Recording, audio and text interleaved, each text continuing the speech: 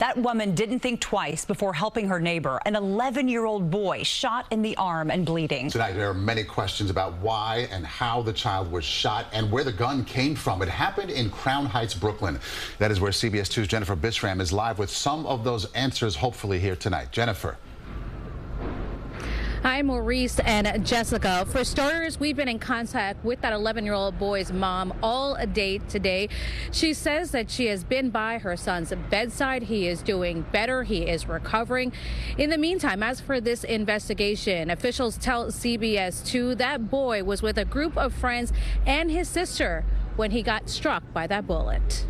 I was in a house and then I heard the shot and then I came out in the hallway. It was just after 11 Monday night inside of this apartment building in Brooklyn when at least one gunshot could be heard on the third floor. Fantasia, who didn't want us to use her last name, ran to help. I took him in the house and then I wrapped my sweater around his arm to stop the bleeding. Not just hold pressure on it. Police say an 11-year-old boy was shot. Fantasia tells CBS 2 she applied pressure on his wound and prayed. I was just praying like, yo, God, don't let this boy die on me. Just praying like that. And he stayed alive. So I already knew God. It was God. It wasn't me. It was God. She says she called 911 and alerted his family members as he continued to bleed. The boy, who many describe as fun and energetic, was rushed to Maimonides Medical Center where he's recovering. This is a picture of his arm where he was shot from his hospital bed. He didn't have no reaction. He didn't cry. He wasn't sad.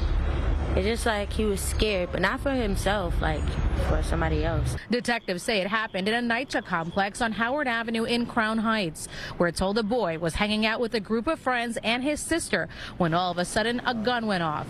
It's still unclear whose gun it is and how it went off. It was about he said, I gotta lay down, I gotta lay down. I'm like tapping him, I'm kissing his forehead. I'm like, no, you gotta stay up.